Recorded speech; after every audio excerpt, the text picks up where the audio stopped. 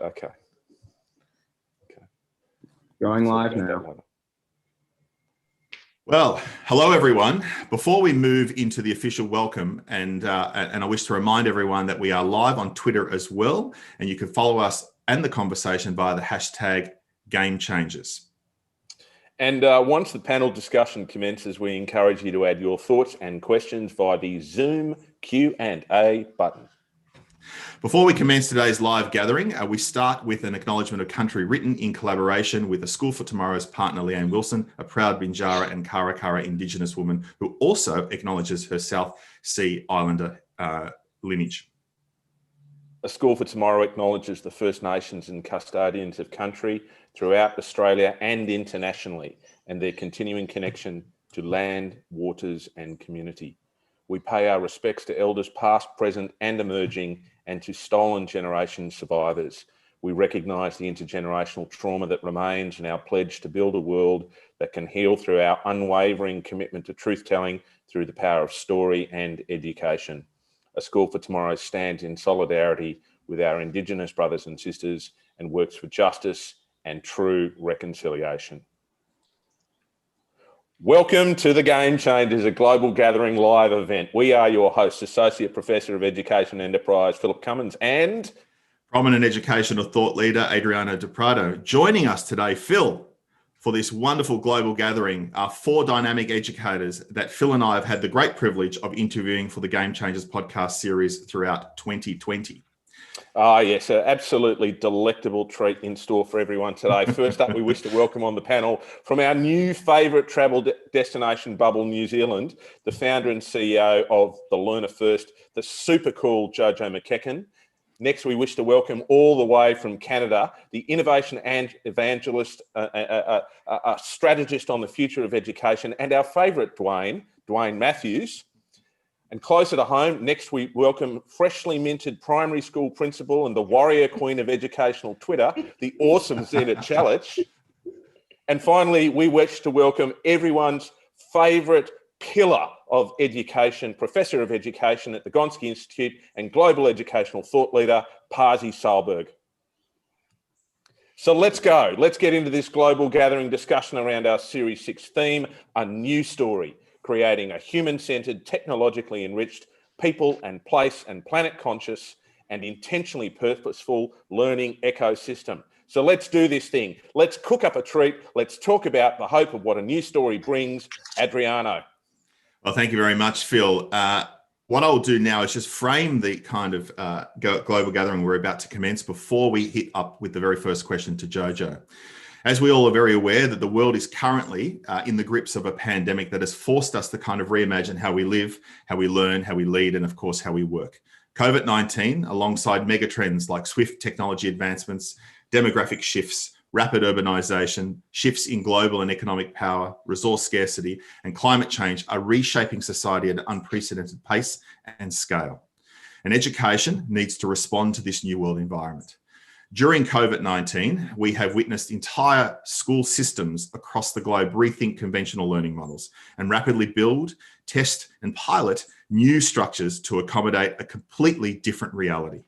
New channels of innovation, creativity, and systematic transformation have emerged and brought into sharp focus new, next, or even better normal for learning and the future of schooling and even society. This kind of fierce urgency of now relates to the imperative that we connect our purpose to the needs of our COVID children and for all those generations that follow. We now need a new story, a new social contract, and Phil, dare I say it, a new hope, one that imagines schooling and for all of society, one that is deeply human-centered, highly inclusive, technology-enriched, people, place, and planet conscious, and of course, intentionally purposeful. One that is ultimately, daringly, and audaciously hope-filled.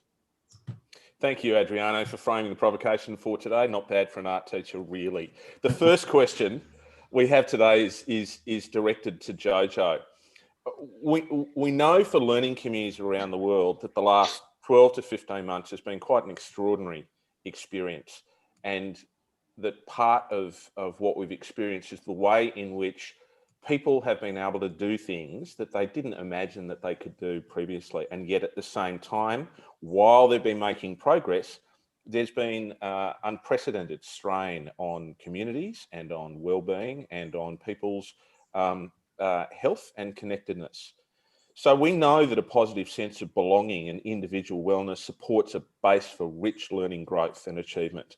It enables all learners to thrive throughout their time at school and beyond, and therefore that wellness and the full flourishing of the individual just can't be separated from learning. Therefore, Jojo, what does a truly human-centered learning community look like? Oh, I just love that question. Thank you so much. And tēnā koutou, tēnā koutou, tēnā koutou katoa, ko te Ramakikan tuku ingoa, ko ngā tahu te iwi, ko te aroa te whanaunatanga. It's lovely to be here and thank you for welcoming me. I come to you from my tribal lands of Waitaha, Ngāi Tahu and Narima Moe, and it's lovely to be with you all today.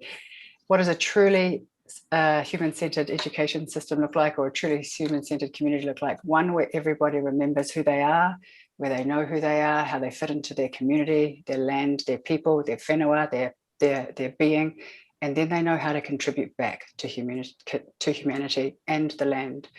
I think one of the things we've lost in the education system for many, many years was the fact that we actually all can contribute no matter what it is that we're doing.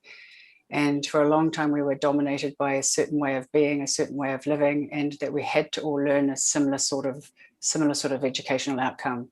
One of the things that I've been spending a lot of time in recently is really understanding the intersection between academics and well-being, and really understanding what are those outcomes that we all have that are common to us in humanity.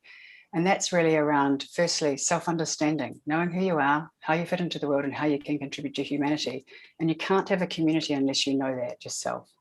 And I think when I look at my own identity and my language and culture as a Māori, as a bicultural Māori woman and Pākehā woman, I have the ability to be able to move in a couple of worlds and beyond. And if I wasn't strong in who I am and being able to do that, it really makes it challenging. As a growing up, looking the way I do with this blonde hair, people never believed that I was a Māori. And it made it really challenging for me. So I know and understand that who we look like is not always who we are. And I think so when I look and work with kids and I work with communities who don't look and sound and feel like each other, it's actually really challenging. So to me, it's understanding first, knowing yourself, knowing your language, your culture, your identity, and being really strong and true to that, and allowing our communities to be themselves and have that self-determination to know what they want. Second thing I really think about is the connection. How do we connect to ourselves, our family, our whānau, our community, our school, our area? And do we know what our purpose is? Do we know what our purpose for being alive is? Do we understand our connection to each other? And how do we do that?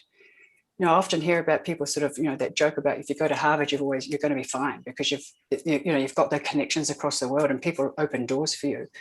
Well, I talk about that connection right from the very beginning, understanding yourself all the way through and being able to connect to everybody in your own space and having the courage and confidence to be able to connect outwards.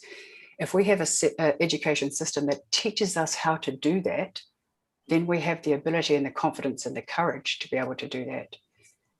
Next space I look at is the knowledge piece. Do we teach our kids the knowledge that they need, not the knowledge that we think they need, so that they have a chance to really be able to understand what they can do with their unique set of skills? So I sometimes talk about jumping back into time and to look at what are the ancient methodologies and the knowledge that we used to hold, leapfrog over the industrial age, which kind of gave us a little bit of grief, and think about what do we need now and to use that technology to accelerate that. And then the final piece, I think, to really pull together the community of knowledge and pull it together is what are those competencies that we need together to be able to learn and return to the world that really give us the ability to commit to each other and say that we're not just an individual, we're part of a we. We're part of an us, and we're all part of this together. And if we don't think about education as beyond just content and knowledge, that it's actually about remembering ourselves and our communities and our people together, then we don't have an education system at all. New Zealand is one of the countries that everybody wants to come and live in at the moment. And I say to people, why? And often the answer is, when we really boil it down to it, it's because we care about each other as human beings, and we've taken care of each other through this COVID crisis. We've looked out for our neighbours. We've made sure we've had food. We've made sure we've taken care of each other. And that's because we had an education system 30 years ago that taught us how to do that. And that's not by chance. So I think part of what I talk about with community, with learning, with everything, it's around that contribution to humanity. So if we can really figure out how we can each use our own skill sets to contribute, every single one of us can. So it's our job as education people to figure it out with people, with our communities, but allow them to have that self-determination of what is it that they have that they can contribute. And not be arrogant about the fact that we might have the answer, because we don't. Other people can contribute just as much as we can. Maybe I'll stop there, and if you want to ask anything else, sure. Jojo, before I do move to Dwayne, I just want to follow that up. Thank you very much for your response. It's becoming clearer and clearer that so much of the role of governments is about the wellness of its people. Mm-hmm. And how can we continue to influence then governments and sectors to understand why wellness needs to come first? I think if we don't, we end up in, we look at a range of countries that haven't invested in their people and haven't invested in wellness, and then you can see what the outcomes are there. Take, for example, New Zealand. So our current Prime Minister, she's investing in intergenerational wellbeing. So a recent project that I've been involved in is looking at how do we support teachers to design learning at making good decisions by looking at what are all the curriculum tools they have, but really how do they put wellbeing first? So you're looking at content, you're looking at wellbeing and the child, all three together with the family grouping. But governments must be putting their people first, because if they don't, we don't have a country. We don't have an ability to live and to lead. So for me, it's like talking to every government that I'm working with. It's about how do you bring your whole person to this work, and how do you think about it from the human aspect and a planetary survival aspect. So we have a set of tools now that enable us to think like this, enable us to really go through as an adult. First of all, how do we remember ourselves? And I won't work with the government now unless they're actually prepared to do that too. So I take adults through a series of self-understanding, through a series of connection, through a series of knowledge, and through a series of competency-based tools first, before I would even go anywhere near working with kids anymore. Because I think for us as teachers and leaders, we have to remember that we've got to remember first. And often we've just gone straight to teaching, straight to doing this work without giving our adults time. And our teachers haven't had a chance to sort of really understand how to do this work too. So for me, it's critical that we give our teachers the respect, our governments the respect, and say, give us time to remember how to do this work, and do it with authenticity, and do it with love, and do it with care. Thank you very much. Dwayne, I might move to you now.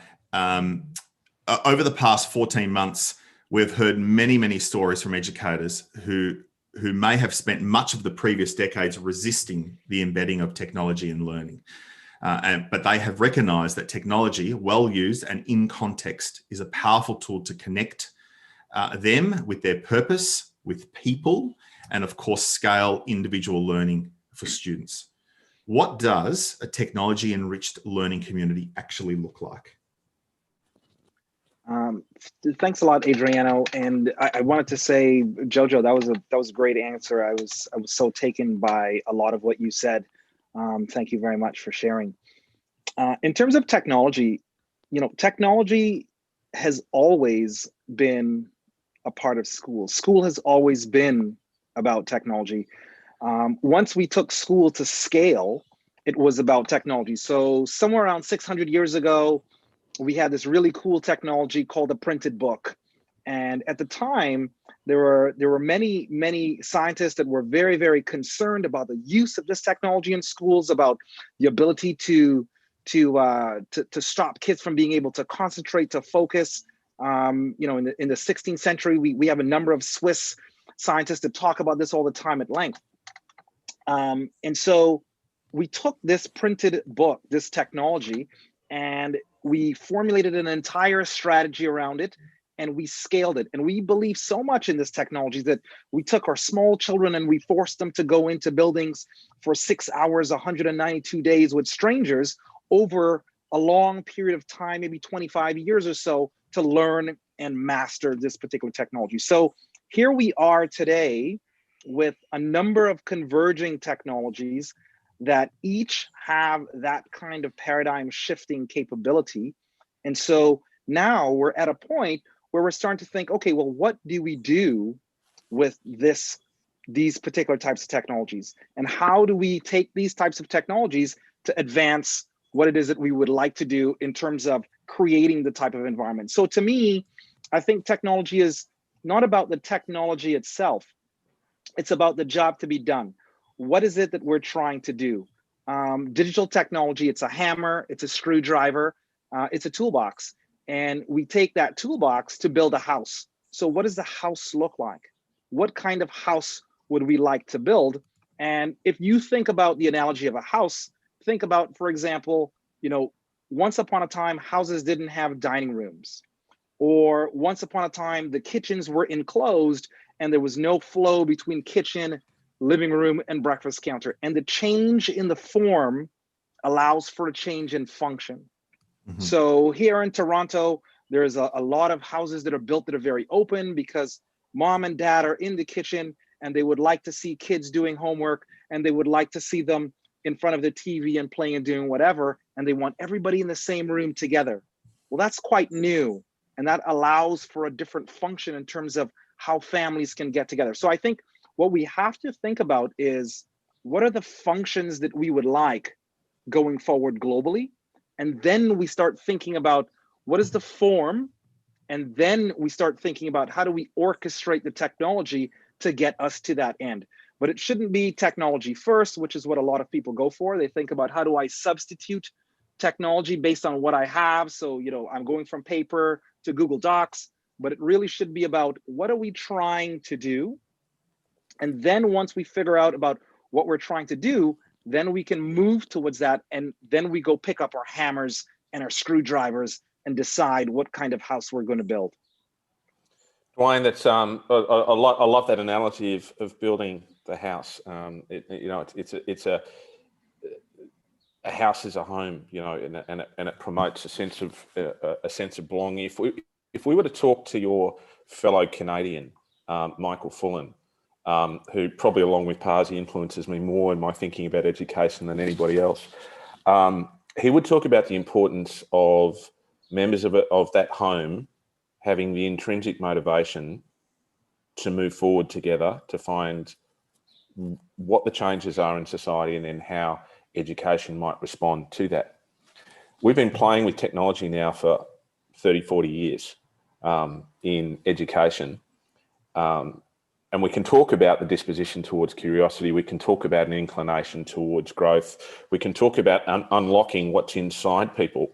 But quite frankly, it took a pandemic and an extrinsic motivation to say to our profession, do you know what, you have to get with this. And suddenly it did.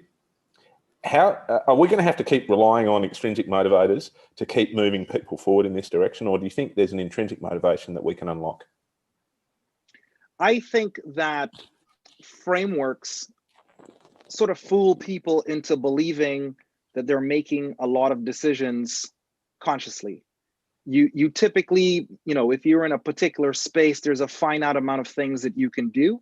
And the framework that you find yourself in allows you to start building on a premise and start creating a narrative or a story around how you find yourself. And there are lots of examples of these. I could go into a bunch of examples of how that happens. But I think the drivers are going to be external. So if we think about education as education at scale, I'm not talking about just individual learning, but education at scale has really been about creating, contributing members of society to contribute to the overall economy of that society. And when I mean economy, I don't just mean money, but I mean the actual way of being, the actual way of life. If the economy starts to change and demands differently, then we'll start to see schools. So to me, the change, the choke point with school is post-secondary education and assessment. And so people get very, very creative down at the bottom. We can do lots of creative things from K to 6. And once we get somewhere en route to post-secondary education, we sort of fall right back to, okay, we have to get serious now because we have to go to Harvard, right? But I think if all of a sudden we start realizing that the world of work starts making different demands, then things change. So I'll give you an example. A primary example is work from anywhere. So work from anywhere, Jojo says, people want to move to New Zealand. I may be one. Work from anywhere allows that, I may want to be a digital nomad. I may want to move here for 6 months, there for 6 months, and I have the ability to do that, but I'm anchored because my children are in school. Well, I was anchored because my children are in school, because the form kept me locked. So if you think of the form as library books, right, that locks you into, I can't walk with 1,000 library books. So I have to memorize everything. So that form of technology is limited in terms of my ability to move. If you think in terms of, 11 billion transistors on a chip, well, now I can move with all of the knowledge that I have on a phone. And so I can find myself in different places. And so I think what you're going to find is, as the different frameworks around economy start to change, we will find that it will apply pressure to the form, and that form will start to shift. And one last point, to me, the fundamental component is the idea of scarcity versus abundance. And so as we move to looking at things more abundantly, I think the form will change and the functions that we want and desire will change. And that will really drive how and which type of technologies we adopt. So thanks for that, Dwayne. So I take that, therefore, that with the interplay between scarcity and abundance and the shifting forms of society in and around function, we can see a world that wants to become something else. Zena, I'm going to come to you now. We need a whole educational framework that's going to match that economic and social and human framework, that project that society is working on right now. We need a supportive ecosystem that we might together use to prepare our students to learn, to live, to lead and to work well, so that they might thrive and succeed with a deep consciousness about their voice and agency and advocacy for the world around them and within them, and to ensure that what is happening not just for them, but with that selflessness that all great schools have supported in the development of the character of their students since time immemorial. So we need to talk, therefore, about the purpose of a school, and we need to talk about the way in which learning occurs. Zena, what does an intentionally purposeful and a personalised learning community look like to you?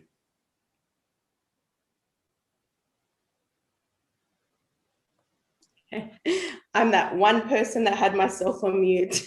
Can you hear me, everybody? Yeah, Hello. we've got you. Yes, Yeah, we we've got you now, Zena. I'm joking. That was a little joke. Good morning, everybody. I'm coming live to you today from Sydney. Thank you for having us here. It's great to be in conversation with some great minds here. As I was thinking about what I was going to talk about, Joe, you raised some great points about honouring the truth and the diversity and the background of the people in the places. And I guess for me, that stood out, that we need to know our students, know our learners before we can teach them or lead them.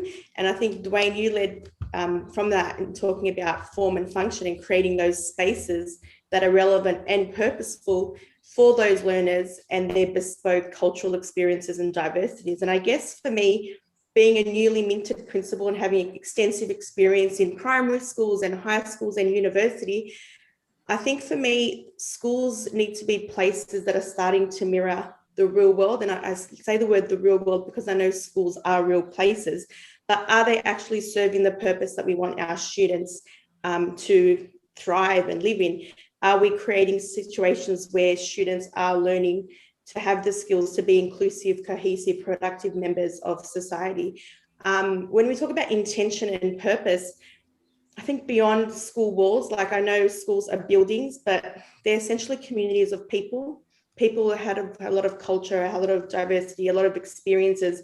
And we need to find ways to honour their truth, their perspectives. So how do we do that? How do we get to know our students? How do we get to know our teachers and learners? How do we build a sense of community when we have all of these different peoples with different interests? And I think we need to move towards personalised learning. I think we need to create learning opportunities that are tailored to students' strengths, interests, motivations for learning. I think we need to tap into their innate curiosity and questioning and wonder and awe. I think as teachers, learning and teaching is so standardised. We know our content, we know where we need to take them, but how often do we stop and create co-create learning experiences with our students to actually identify their learning journey, where they've come from, where they need to go, and how they need to get there. I think the role of the teacher has changed a lot, and we can talk about disruptions in technology, we can talk about advancements in globalization, but I don't think teachers are the content experts anymore. And I'm sorry, I think this might be quite controversial, but I think we aren't the knowledge keepers anymore. We're the activators, we're the culture builders, we're the facilitators of learning. And our challenge now is to almost coach our students to activate their skills to learn how to learn and know how to learn, and bring down the walls of our schools so our students are connecting with people in the wider community, be it industry experts, in partnership with parents. There's so much more learning that can take place outside of the school walls. And I think our role is to create those experiences with the students. So I think honest, relevant, robust relationships with students, where we know the students where they're at, where we leverage technology, where we engage in learning partnerships with other people is so, so essential. How does that fit into the model of standardized testing and assessment and compliance of school? That's a huge challenge. And I think it looks different in every single context. Personalized learning, self-paced learning, I think these are all the ways that we can start doing that to ensure curriculum is accessible and inclusive. And I think engaging students in co-creating their learning experience is really, really essential. Engaging them to know what they want to know, where they want to go, and how they can learn it. And that involves a lot of cognitive development, metacognition. How do I learn best? Who can I learn from? And, we can use the work of Full, and we can use the work of Hattie to have learning intentions and success criteria, honouring feedback, building in those processes in the learning of the everyday so that students are co-creating their learning futures in partnership with teachers, industry experts, and of course their parents. So when we think of student agency, it's not so much student voice or choice, and I think that's a good place to start. But I think we want our students to know that they actually can shape their future and their learning. They can actually be part of the decisions on what learning looks like for them. And they need to know who their support network is and how to connect with that, how to leverage technology so that they can co-create their own learning futures. Thank you very much, Zena. Before I do move to Paz, I just want to follow up a little bit about what you're just talking about there. So much of what you've just shared with us is around the construct of community, and that schools are almost borderless in this vision that you've just shared with us. This new horizon that you speak of is one that is outward in its focus, inclusive, and inviting all the voices to the table to be seen, to be heard, and to, of course, be valued. To do that, I wonder what the challenge is for learning communities and schools in terms of understanding their own identity first. How do we help communities to develop their identity moving forward, particularly schools that are new or in new suburbs that are emerging all the time as we continue to grow as large metropolises? How do we help those school communities in rapidly growing estate environments who may even lack older generations for that kind of intergenerational wisdom and support? How do we help them discover their identity? I think as humans, we all crave to have meaning and purpose and a sense of belonging wherever we are. So I think it's really important. This goes back to what Joan was saying, is about honouring who our people are, acknowledging where they've come from, acknowledging their aspirations, their self-efficacy, their skill set, their value. What are their hopes for the community? And I think it's really important that you co-create experiences together. So I think giving them purpose, action as well, giving them actually agency over what we're doing. So I think you'd have to start with conversations and open dialogue, create experiences where people can understand shared experiences and work towards that shared understanding of what we want for this community. Like, who am I? What are my aspirations, and how can we collectively work together to create a shared understanding? And, that's culture building. That doesn't just happen. You don't just have a shared vision and mission. I think you need to co-create that. And that can only come from people feeling empowered, feeling valued, feeling known. And, having those open ways of communication where people can speak up, can take risks, can challenge the status quo. And I think it's really, really important. And I know from myself being in a new role, it's really important to acknowledge and accept and respect and celebrate where you're at, looking back at the history of where the place has come, but also have a future focus about this is where we're at, where is the potential of where we can go, and how might we do this collectively. And it's a journey, it's co-created. It's going to be messy. I think you need to be okay with uncertainty. It's easy to put a vision and mission statement out there and say, this is who we are. But unless that's co-constructed from the people and driven by the people, then you can't create that culture. So time, investment in people, open dialogue and communication, an element of risk-taking, and I'm going to say, dare I say, creative courage to try new things and know it's okay, this might not be for us, but we can pivot and change and reshape what the future looks like together. Thank you. There's so much there around adaptability and of course self-efficacy, which is so much of what Phil in particular talks about with the work that we do with the School for Tomorrow. Pasi, I now want to move to you as our final panel member before we then open it up to the entire panel with a whole range of questions that we have from our audience. So David Attenborough once said, "The whole of life is coming to terms with yourself and the natural world, and why are we here? How do we fit in? And what's it all about?" When I read that quote, Pasi, he invites us into this kind of personal reckoning and exploration of our truth and our place and the role in this kind of gloriously complex and absorbing world that we all have as responsible citizens, reminding us all that we're kind of part of this place, not simply visitors on our planet. So my question to you is this: what then is the object of this sense of people, place, and planet consciousness? And I suppose the follow-up to that is, what is the role of learning communities in realizing this deep consciousness about the other, people and place and the planet? Thank you, Adriano, and good morning or good evening, whatever time it is for you right now. I'm joining you from Sydney. This is a Gadigal land, and I would like to acknowledge the traditional owners of this place. This is a very interesting conversation, and you really throw me a huge, big question that is quite hard to try to capture briefly. But let me start by saying a couple of things that the other speakers have touched upon, and you definitely outlined that in the introduction, and that's the what are we about to learn from this pandemic, this disruption that is the biggest and most significant change in our lifetime, and certainly the last 100 years when it comes to education. And what I think is going to happen is that there will be a huge tsunami of literature and articles and books written about how this disruption, the pandemic, and everything that has come with it is about to change schooling. Just briefly, let me say three things from my point of view, and then try to give an answer based on that to your question. So these three things that I think I'm taking away from this pandemic already, and we have to remember that we are not through yet, and there's still things to happen. But these are the things that I can see that we are learning already. And so the first one of those things is that those education systems and communities who were already created the cultures of self-directedness, whether it's about the individual learning or school, have had easier journey through the disruption for sure.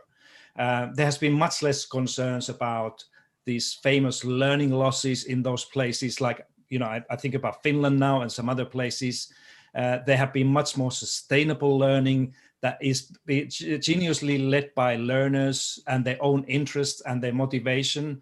And there has certainly been stronger teacher and student agency and ownership of what they do, and also their ability to reflect on what is going on. So this self-directedness is going to be one of these big things that will also shape this new story that we are talking about. Then the other one, the second one is where trust in schools and teachers particularly has existed before the pandemic.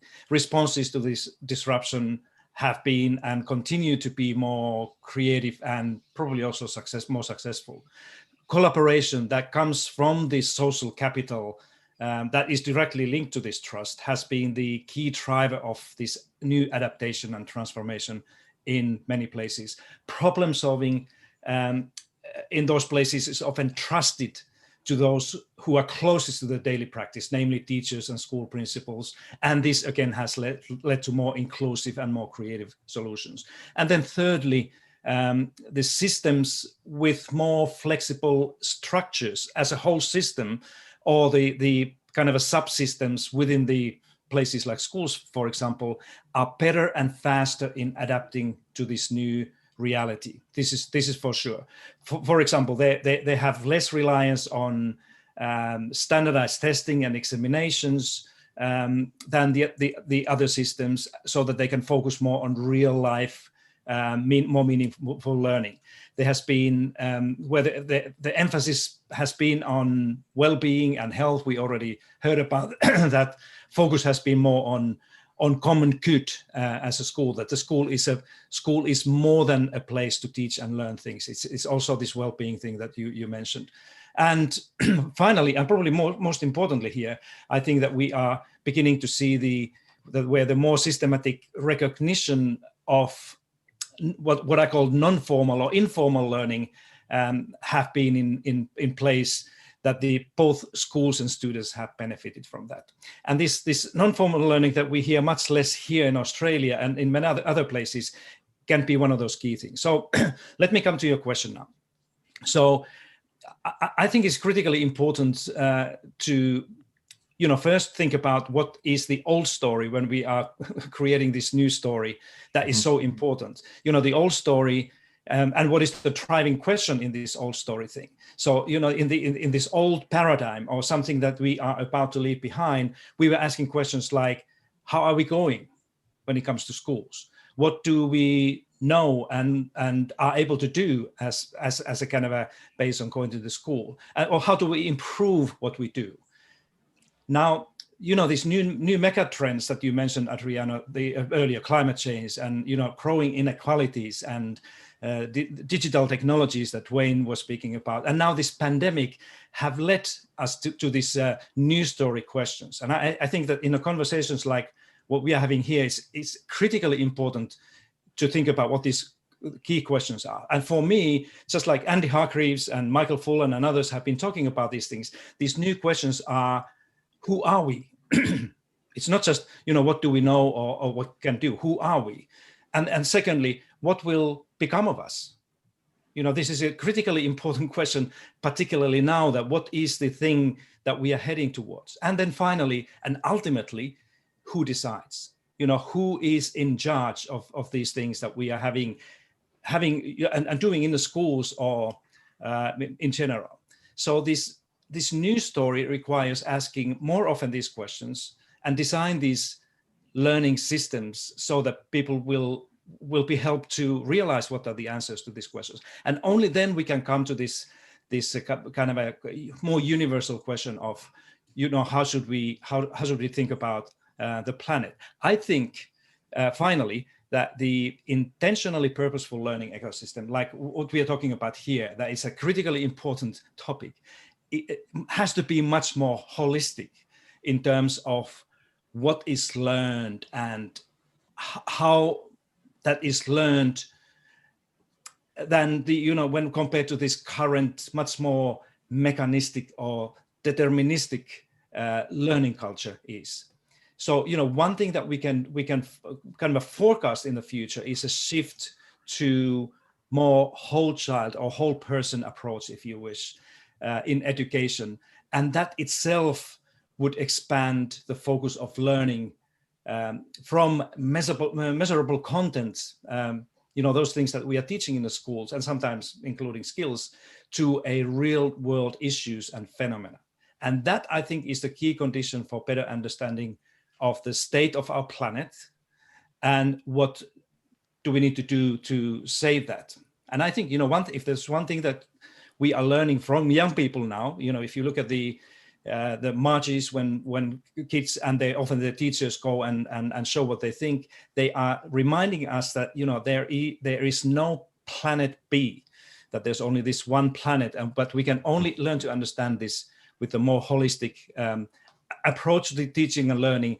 And this what I mentioned, non-formal learning and teaching is a critically important thing. So we need to accept that we learn a lot of things outside of the institutions and schools, and often those things can be much more powerful and important for the lives of young people and ourselves as well as the formal learning that we are trying to cover in the school. So that's my kind of a effort to try to respond to this extremely big question that you raised.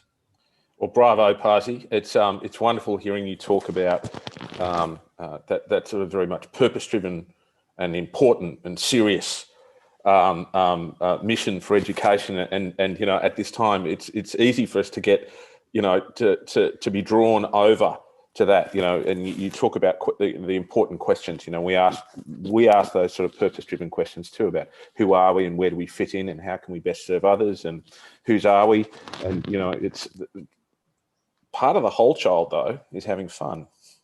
Why is play so important to this? Because, we can get so caught up in this serious stuff. We can get dragged down the Angela Duckworth grit line and imagine a life that's completely gritty. And all we're doing is we're dealing with difficult things all the time. But play is pretty important too, isn't it? Why? No, play is absolutely a critical thing. The short answer is that play is a basic human right of every child, and should be a basic human right and responsibility of every parent. Play is probably the easiest and cheapest way to try to accomplish all these, this 21st century skill jargon that we are talking about. Just think about a rich, deeper play, how much it will help us and particularly children to develop communication, complex problem solving, leadership, empathy, all those things that we try to teach in the schools with much kind of a weaker means that we have in our disposal. So, but for me, the key answer is that play should be recognized as a basic human right, and it is actually in the international declarations. And our, the adults and teachers and parents' responsibility is to protect that basic right of the child. Thank you very much, Pasi. I note that you have a guitar in the background, so I am assuming that towards the end of this, there's going to be you playing us out, perhaps, at the end of the global gathering. No pressure, of course, my friend, no pressure. All right. Anyway, I want to just thank you all our guests so far for sharing your wonderful thoughts about the provocation. We now kind of turn our attention, Phil, to the questions from our listeners, the audience who have registered for today, and we've been really fortunate to have such a positive response from across the globe of so many people interested in this particular conversation this morning. And of course, we have another session this afternoon. We're now going to open up to responses to the entire panel. So Phil, do you maybe want to start with the very first question from George from Melbourne? Yes, delighted to, Adriano. Our first question is from George Chilianis. He's in the second best city in Australia, Melbourne, and he asked one of the most burning questions. How do we promote the news story to the wider community when they feel how they were educated was good enough for them? So it's clearly good enough for today's students. Pasi, I think we're going to start with you, and then I might just bounce it around the panel as well. Yeah, I think the only way to get communities and people who are not directly, responsible for education is to have better conversations. And that's why I was emphasizing these questions that people need to understand. People need to understand that the change is coming. That we are leaving something and kind of an old paradigm behind. And people need to understand what it is and why it's time to leave it behind, and then we need to have a more powerful story about this alternative, this emerging new reality. It's not going to be easy, but the conversation is the only way to do that in the communities. And I'm sure that my colleagues in this panel have more to say about this. But if we try to use the kind of old ways of directing or using authority to say that, now this is how things going to be in the future. It's not going to work anymore, because the conversation and the storytelling are the much more powerful ways to do that. And that's why this whole thing that we are doing here right now is, think about this new story. What is the story? And I would really underline this word story here, that is the thing that people need to hear the story, and the story has to be a powerful and acceptable and understandable, so that they can kind of relate themselves into this. So that's why we need to bring these communities and parents and everybody else together, and talk about these things, rather than tell people what they need to do, or how they need to think, or how they need to behave regarding this new education that we are talking about. Again, it's not going to be easy, but that's the only way, as I see it here in Australia, and certainly in Finland, taking place. Thanks, Pasi. Jojo, we're hearing about new stories and new conversations and new ways of having conversations. You're involved in some really interesting work in learning communities in New Zealand, in Australia, in the United States, and elsewhere around the world. Can you tell us a little bit about your experiences of how communities are having these conversations? Thanks, Phil. And I totally agree with what Pasi said. It's really about the communication and what we do. But my first premise is always we start with ourselves. And I talked about earlier about self-understanding, but we start with our own story and what we're saying. So we have to know who we are and be really confident and clear about the story that we're starting to tell. And what's the story? What is that new story we're starting to talk about? And those questions that Pasi's described, how are we asking those questions, and who are we getting to answer, and whose voices are we hearing?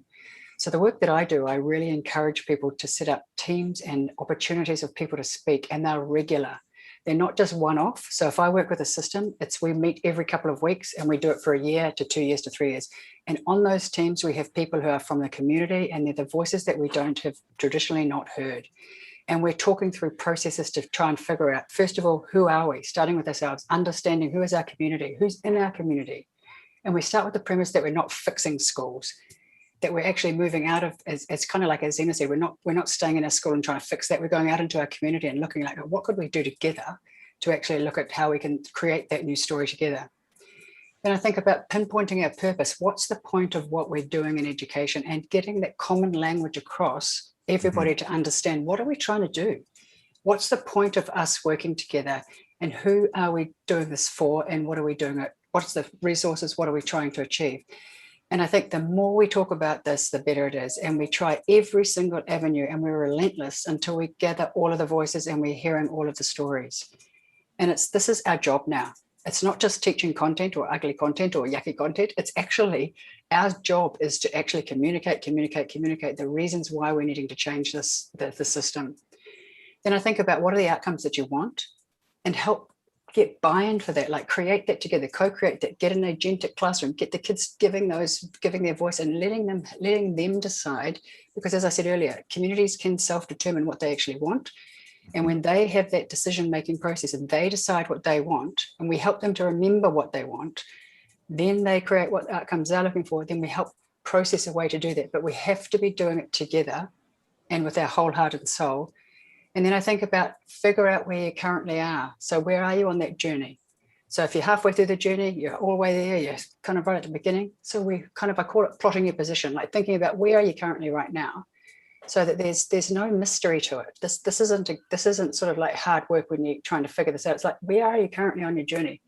Do we have, how many people in the community understand this? How many don't? And then let's be realistic around it and figure out, what do we need to do to actually get everybody on board, have those honest conversations. And then the next one is my last and final thing that I say to everybody, is that we have to all commit to contribution. That means that as a community, we all have to agree that we're going to do this together, and it's a commitment, and that we're going to contribute our very best self.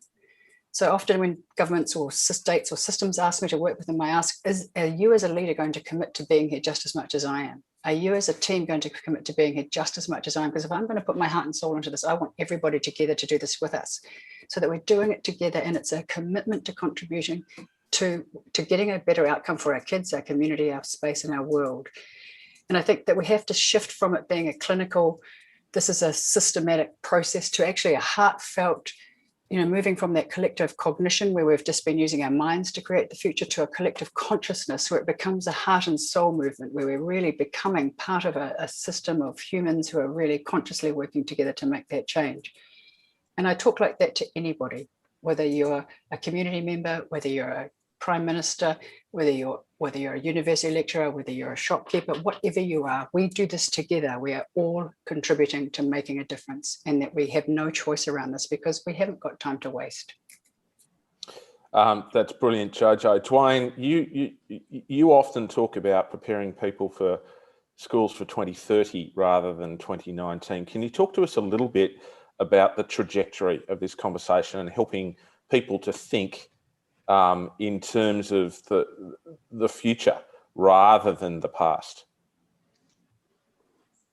So I think one of the important things when we think about the future versus the past, in the past, we had a series of intersubjective realities that, a lot of people talked about story. We put that together in a story. So we gather up all the symbols, we create signifying orders, and we build a story around where we find ourselves. And we treat that story like it's real collectively, but it's subjective. So someone asked at the very beginning, how do we get people to buy into the story? Well, you take a really big global look and realize that your story is not objective. So there are other people that can see you, and they have their own story and their own ideas as to why the status quo didn't work or doesn't work for them. And that group of people is now thinking, okay, well, how do I not catch up, but how do I leapfrog forward? How do I get my voice on a global stage to start creating the type of reality that I want? And when we think about the speed of this, in the past, we have a system that's set up with a series of gatekeepers, and everybody, that holds a position at the gate slows the process down, right? So if we're thinking in terms of school, we think in terms of the teacher holds the gate, and the teacher opens the gate at the end of exams and lets you through to the next stage. And at the end of the exam, somebody opens the gate and lets you through to one level of post-secondary education. Now you find that a lot of people can go around the gatekeeper, right? So before I got all my news from, the news station, but now every individual is a news company. Every individual has that kind of access. So what happens is we're going to find the future is going to rush up very, very quickly. And it's not going to be linear. It's going to be coming from lots of different directions and lots of different people that have very different ideas about what the future should look like. A lot of our conversation is based on geographic privilege. We are geographically located in places that allow us to contemplate really self-actualization at scale. There are a lot of people in the world that aren't really interested in that. They're interested in moving along in terms of economics. They're interested in terms of moving along in terms of actual financial well-being. And so I think that the future looks very, very different. It's not, here's the pointy edge of the spear coming from one particular part of the world, kind of moving the world along like it's been in the past. It'll be very, very different. I mean, I looked at a stat the other day and it said that 43% of people in Europe don't have, advanced sort of digital technology skills. And so there's a mismatch or a disconnection between the economy that's rushing up and the ability for those people to engage in that economy. If you think a lot of the conversation was driven out of that European Western paradigm, and 43% is not aligned, you realize that the conversation is going to get very different. And so I think it's really important when we have these conversations that we do sort of turn to the right and check our blind spots, because there are lots of blind spots as we go out thinking that, we're just going to follow up. If you know, and I'll finish with this. If you know Clayton Christensen's disruptive innovation theory, right? We're on a sustaining innovation line. And so we're moving up that line and it's sort of overserved. And how do we know it's overserved? Because a lot of parents and teachers don't really want to hear the conversation. So just one line down, there's that disruptive, right? The new entrant. And so we're starting to see all these new entrants. And then even further down, we have the non-consumers. And so as we start to see those two lines start to come into the overall system, it will change the system in a very profound way. And I think that's what we're going to see in the future. Thank you very much, Dwayne. I'm really conscious of time. We've only got about 10 more minutes remaining before we do wrap it up. And I do want to come to every single one of you in a moment with a final question around one practical piece of advice you could give classroom teachers around change. But before I do that, Jojo, I've got a specific question for you from Mary Lou based in Melbourne. And it's a question that relates to your work with, of course, Learner First schools. And that question is around, how are you actually using digital technologies to drive and support the outcomes? I'm assuming she's referring to the contribution kits that you've created. We're still in the process of designing the back work for that, and we have an assessment system that captures the data, and then we're just in the process of working with two different companies who are supporting us to actually put everything we do into a whole digital system. So great question, and we're in the mid process of doing that right now. At the moment, it's very personnel dependent, and that makes it challenging for us to go further into scale. So we're just in the process of putting it into our system right now. So great question. Thank you very much. So the final question I have for every single member on the panel is a question from Stephanie, who's from the Museum of Australian Democracy, and she's a great supporter of Game Changers. So Steph, I know you're listening, so thank you very much for your continual support of everything that we continue to do here with these wonderful people that give so much of their time and their expertise. So I'm going to come to you now, Zena. What is the one piece of practical advice that you can give classroom teachers who are looking to create change? I think the biggest thing for me is to, and I say this whether it's for teachers or anyone leading change, is to engage their hearts before you challenge their minds.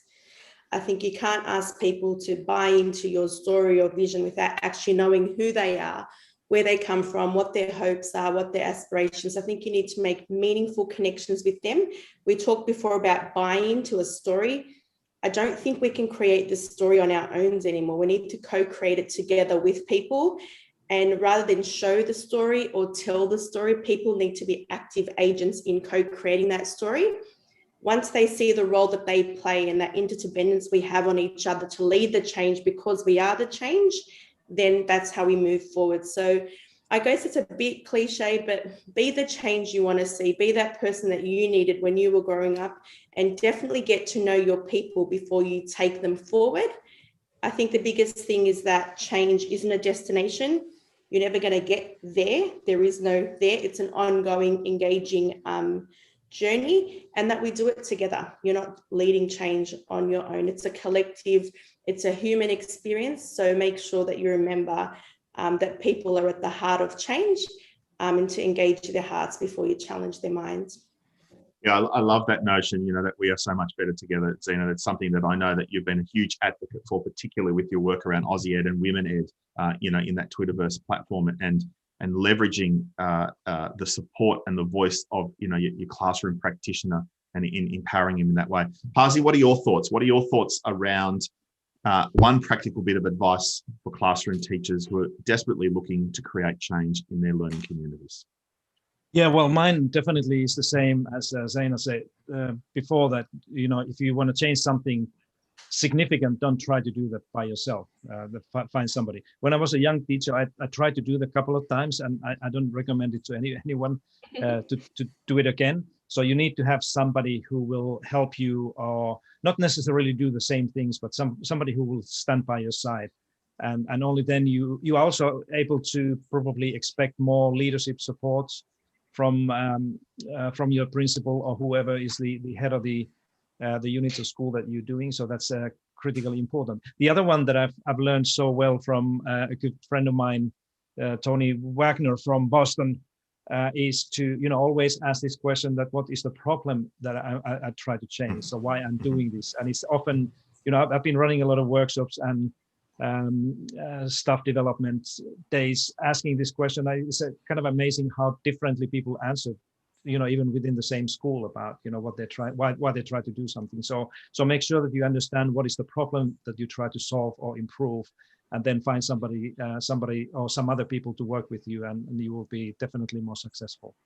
Thank you. Dwayne, so much of what you shared a moment ago to your response was around this future. And I kind of really think that the future's already here, mate, and that we're just basically late to it, and so hence why there are so many classroom practitioners that they came into this vocation to make a difference, to be present in the lives of the young people, and to be the co-authors on that journey, and ultimately allow the young person to be the author. They're crying out for practical bits of advice. What's one bit of sage advice you could give them about how they could support change in their learning community? So the one thing that I would say to educators is, do not show up as the expert, because it's not true. The elephant in the room is that you don't know everything. You can't know everything. So you have to show up as a learner, and you have to do that in a very vulnerable and confident way all the time, every day. And so what do I mean by that? Well, you show up and you say, you know what, we're going to learn about this today, me included, Mr. Matthews included. And you're going to go through and you're going to say, well, we don't really know, so let's conduct an experiment. And we're going to conduct the experiment, and Mr. Matthews is going to make a bunch of mistakes along the way because he genuinely doesn't know. And by learning and showing how to learn, then you can say, okay, you know what? There's maybe 2 mental frameworks that we're going to work on this year that are going to help us to learn how to learn. So let's just say it's design thinking, then everything's going to be design thinking this year. I don't know how to do this math problem. Well, let me empathize with it. Let's get the computers. Let's antagonize the internet and see what we can find. Let's define what it is that we want to do. Let's come up with some ideas. Let's run some experiments. Let's make a bunch of mistakes that didn't work. We flopped. We fell on our faces. What did we learn from that? What are the lessons learned? And let's move on. As opposed to, hey, I have a perfect lesson. I'm coming to give you this perfect lesson, and then I'm going to test you at the end of this lesson. I want you to be, growth mindset, but I'm going to penalize you for making all the mistakes. I think once we switch from that and we get into it from a learner's perspective and show that mental framework or the mental framework acquisition, I think that practical piece, children will remember for a really long time, and it will really help them on their journey. Thank you very much, Dwayne. Jojo, I'm going to give you the final word on this one bit of practical advice that we can give the classroom practitioner about creating change. The biggest way they can make change is to allow students to show what they know in the way that they want to. I think it's around assessment. And if we give kids a chance to show who they are and their own knowledge in the way they choose to show it, rather than the way that we've made them show it in the past, that's when we can start to really affect change, because that helps us take one step closer towards equity, because our way is not the only way. So I think I'll finish on that note. I love that. I love any conversation that's about inclusiveness and diversity and equity, and one that leverages the inherent possibility of each young person in our care. Thank you very much, Jojo. Well, Phil, we've come actually to the conclusion of today's very kind of thought-provoking global gathering. I actually can't wait to go back and listen to the recording because there's so much great insights that we've received from our amazing panel of Jojo, Dwayne, Zena, and Pasi. And of course, to you, our loyal and courageous Game Changers audience, all those registered guests, you'll receive an email with a link to the recording of this global gathering post this particular session. Also, if you want to learn more about our programs and services, of course, at A School for Tomorrow, we encourage you all to contact us via www.aschoolfortomorrow.com. So Phil, over to you, my friend. Thanks, Adriano. Thank you, Game Changers everywhere. Six of the Game Changers podcast will go live on Tuesday, 27 April. And so until next time, remember that life is an adventure. So wake up brave in the new tomorrow, unafraid for the challenge ahead, and ready to take that big step forward and up. It's time for us to commit. It's time for us to make a choice. It's time for us to allow our students to go on a journey of exploration, encounter, and discovery that will give them the character, the competency, and the wellness to be a generation of happier, healthier, and more confident young people who can truly thrive in their world. We can't wait. We're excited. Let's go.